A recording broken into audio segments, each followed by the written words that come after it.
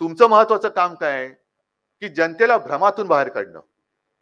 आणि भ्रम कोणता आहे की असं धरून चला की आता ही प्रचारची सभा आहे आणि आम्ही सगळे राजकीय पक्षाचे वेगवेगळे लोक सगळे नेते इकडे आलेलो आहोत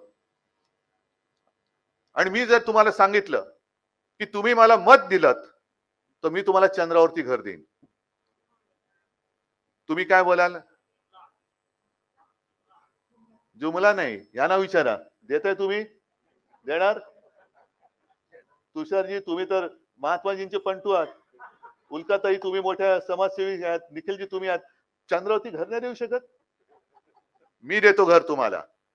मग तुम्ही विचार काय करता, अरे चंद्रावरती घर मिळणार नाही मला पण माहिती आहे, सगळे नाही म्हणते, पण हा हो बोलतोय. मग ह्याला दिलं तर मिळणार नाहीच आहे, पण ह्याला दिलं तर हा हा हो बोलते. एकदा देऊन बघू ना, मिळालं घर तर. आणि मग त्याच्यानंतर निवडून दिल्यानंतर मग तुम्ही काय म्हणालात आता? ए चुनाव के दरम्यान ऐसे जुमले करने ही पडते हैं.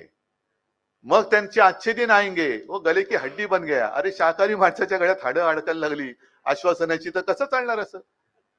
वो अच्छे दिन हमारे गले की हड्डी बन गया, हड्डी अटक गई. काय हे सगळी जुमलेबाजी, या जुमलेबाजीमध्ये लोक सुद्धा बघतात की अरे काय करायचं तरी काय.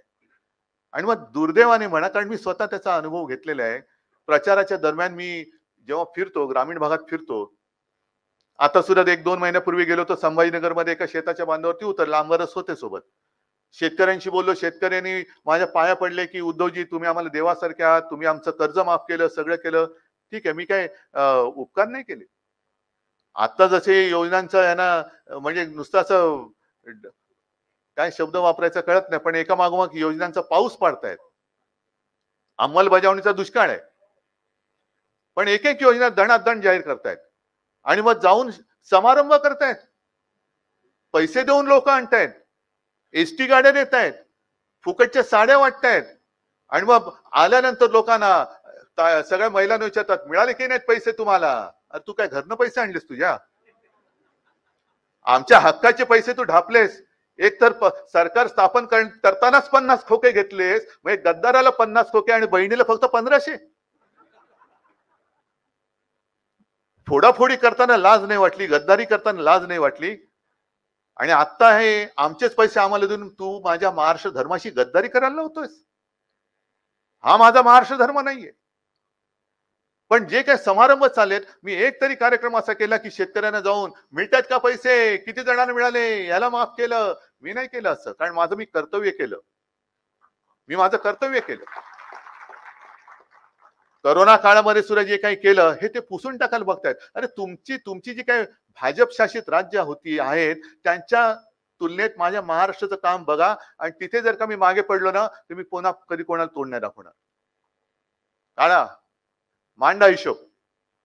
मग कारण नसताना भुई थोपटत बसायचं, करोना काळातला घोटाळा करू. अरे तुमच्या व्हेंटिलेटर आणि तुमच्या सगळ्यामध्ये किती घोटाळा झाला. एक तर पीएम केअर फंडातला घोटाळा कोण बोलतच नाही त्याच्यामध्ये, केवढे मोठे केले. म्हणजे आता एवढे घोटाळे झालेत की आता 70,000 कोटीचा घोटाळा लाचतो. शी, मी काय 70,000 म्हणजे काय सुट्या पैशाचा घोटाळा.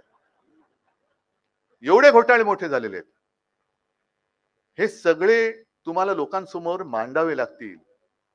गावागावामध्ये जेव्हा होर्डिंग लागतात ना, आता तर जाहिराती, हा सगळा आपला लुटीचा पैसा आहे, हे आपल्याला लुटतायत. म्हणजे छत्रपती शिवाजी महाराजांनी सुरत लुटली होती स्वराज्यासाठी, हे दोन ठग माझा महाराष्ट्र लुटतायत, महाराजांचा महाराष्ट्र लुटतायत. आणि तोच लुटीचा पैसा वापरून स्वतःची जाहिरात करतायत, एसटीची जाहिरात, ह्याची जाहिरात. आणि मग सरकारची जाहिरात लागल्यानंतर मोठे मोठे सगळे, म्हणजे यांचं बजेट बघा किती असेल. मोठमोठे सगळे तारका आणि तारे घेतायत आणि आम्हाला डोळ्यासमोर काजवे चमकवतायत. यांचं बजेट किती मोठं असेल. 50 कोटी लोकांना गॅस सिलेंडर दिले. तुम्हाला सगळ्यांना काय वाटेल, मला नाही मिळालं, पण यांचा फोटो आहे, मोदींचा फोटो आहे, सरकारी जाहिरात आहे. सरकारवरती नसला तरी सरकारच्या जाहिरातीवरती अजून लोकांचा विश्वास आहे. मग 50 कोटी लोकांना मला नाही मिळाले, पण 50 कोटी म्हणतात म्हणजे बाजूच्यानं मिळालं असेल, बाजूच्या गावात विचारलं तर मला नसेल मिळालं, पण ह्याला मिळालं असेल. हे असं प्रत्येकाला वाटत, म्हणजे जे नरेटिव्ह म्हणतात ना, फेक नरेटिव्ह, हे जाहिरातीच्या माध्यमातून हे बिघाडी सरकार दाखवते तुम्हाला. की आता असं होणार, आता असं झालं, आता तसं झालं. काय नाही, हे सगळं फेक नरेटिव्ह हे ते करतायत. आणि म्हणून मला तुमची आवश्यकता आहे की तुम्हाला गावागावात जाऊन, जे मी सांगितलं होतं 14 साली नरेंद्र मोदींनी केलं होतं चाय पे चर्चा. आता 14 साली चहा कितीला मिळायचा आणि आता कितीला मिळतो तो भाग वेगळा. त्याच्यावरती पण एकदा चर्चा करा. दूध किती महागलं, साखर किती महागली, मग त्याच्यावरती जीएसटी किती लागला, ह्याच्यावरती पण चर्चा करा. आणि शिवसैनिकांनी मी लोकसभेच्या आधी कार्यक्रम दिला होता की होऊनच जाऊ दे चर्चा. जा गावातल्या वाड्या वस्त्या पारांवरती बसा आणि काय कुठल्या गावात काय योजना आणल्या त्याचा एक आढावा घ्या तुम्ही. करा त्याचा एकदा फडशाच पाडा तुम्ही. काय ही योजना, महिलांसाठी योजना मिळाल्या का? शिक्षण आता तुम्ही जे काय मला एक दिलं त्याच्यात पीजी काय केजी टू पीजी महिलांना मोफत शिक्षण मला वाटतं आहे. पण शिकलेली महिला आपण एसटी वरती वगैरे बघतो, मुलगी शिकली प्रगती झाली आणि पुढे काय 1500 देऊन घरी बसवली. मुलगी शिकली प्रगती झाली 1500 देऊन घरी बसवली, कारण काम नाही द्यायला आम्हाला. उपयोग काय त्या शिक्षणाचा? शिक्षणाचा उपयोग तरी काय? शिक्षणाचा उपयोग होणार असेल तर या पुढच्या गोष्टी आहेत. उद्योगधंद्याचा नाही पत्ता. कोविड काळामध्ये सुद्धा जे आपण उद्योगधंदे इकडे आणू इच्छित होतो, सामंजस्य करार झाले होते, गद्दारी करून आणि सरकार पाडल्यानंतर सगळे उद्योग कुठे गेले? तुषारजी मी नाही बोलत. हे वास्तव आहे. हे वास्तव आहे. का मला दोन तुमच्या भाषेत सांगायचं, या दोन ठगांना विचारायचंय, का तुम्ही आमच्या सुखामध्ये मीठ कालवताय? का मीठ कालवताय? का हा भेदभाव करताय? का हे वैमनस्य का वाढवताय? आणि म्हणून शिवसेनेची स्थापना करताना शिवसेना प्रमुखांनी जे एक सांगितलं होतं, मराठा मराठेतर 96 कोळी 92 कोळी, ब्राह्मण ब्राह्मणेतर, स्पृश्य अस्पृश्य, घाटी कोकणी असे सर्व भेदाभेद गाडून मराठी माणसाची भक्कम एकजूट बांधा. मग तीच आज वेळ आलेली आहे. आणि मराठी म्हणजे आम्ही तर आहोतच, पण आता तुम्ही सांगितलं की तुमची मातृभाषा मराठी आहे. हे सगळे इथे जन्मलेले आहेत आणि वर्षानुवर्ष इकडे राहत आहेत. ते सगळे आम्ही मराठी मानतोच आहोत. पण ते मराठी मानून आमच्या सोबत येत आहेत की नाही हा प्रश्न आता त्यांना सुद्धा विचारण्याची गरज आलेली आहे. की जेव्हा राज्य संकटात असताना, राज्य लुटलं जात असताना आम्ही लढायला उभे आहोत.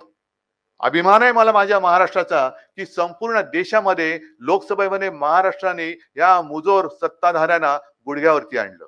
याचा मला अभिमान आहे. नाहीतर 400 पार काय, 500 पार काय, 1000 पार नुसतं आर पार चालले होते.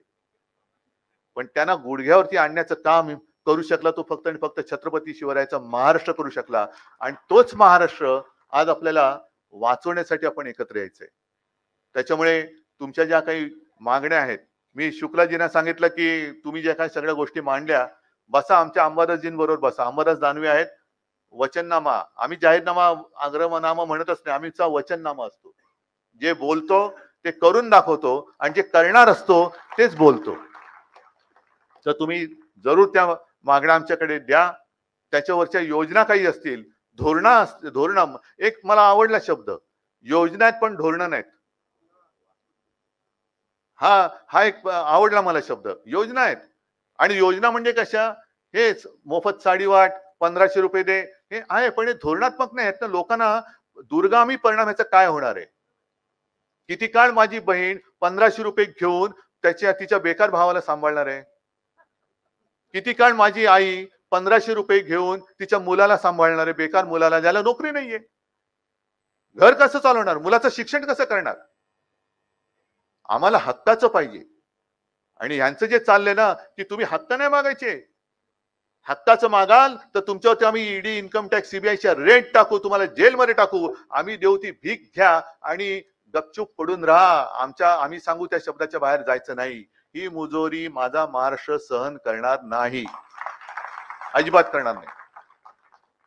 आणि म्हणून आजपासून जे मी म्हटलं की ही क्रांतीची सुरुवात आहे. क्रांती म्हणजे काय लगेच जाऊन काय हाणामारा करायच्या, रक्तानी करायचं असं नाहीये. जशी पूर्वी बुलेटनी क्रांती झाली, आता बॅलेटनी होऊ शकते.